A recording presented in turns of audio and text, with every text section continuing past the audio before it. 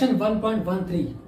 A famous relation in physics relates moving mass small m to the rest mass small m naught of a particle in terms of its speed v and the speed of light c.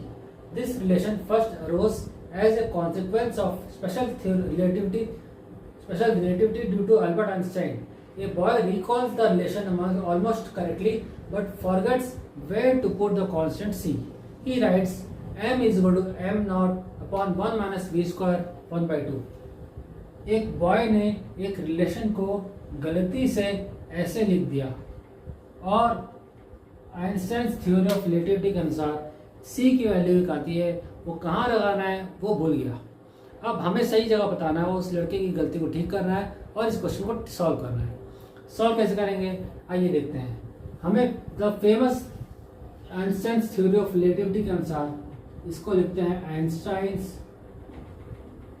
Theory of relativity. ये हम सबको पता ही है, ये question तो बहाना है, actually हम लोग को पता होना चाहिए। हमने बहुत फेमस रिलेशन है E is equal to M C square लिखते हैं या गामा एम सी स्क्वायर भी लिखते हैं, ठीक है। इसके हम बारे में डिटेल में बात करेंगे बाद में, पहले इसको सॉल्व करते हैं। m is equal to M naught, m is equal to M naught divided by square root of 1 minus V square. अब ध्यान से देखिए, इस क्वेश्चन को समझना है इसमें, ठीक है।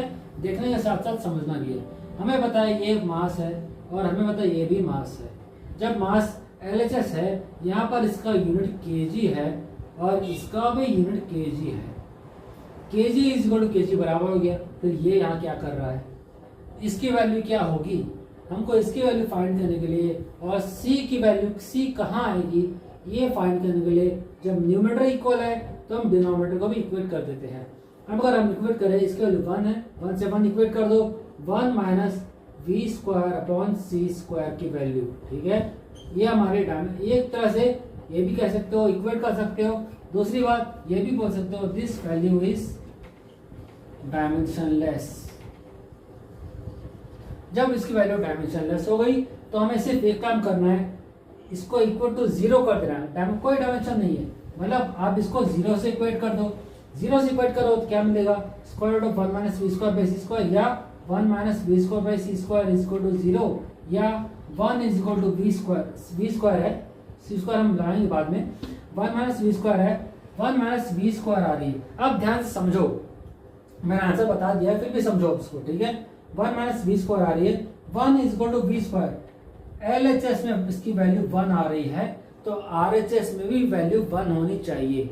जब RHS में 1 होनी चाहिए तो हमें समझ में आ गया C की वैल्यू कहाँ होगी। क्या मैं यहाँ सिर्फ C लिखूँ तो 1 आएगा, बिल्कुल नहीं। सिर्फ C लिखूंगा तो 1 की वैल्यू नहीं आएगी।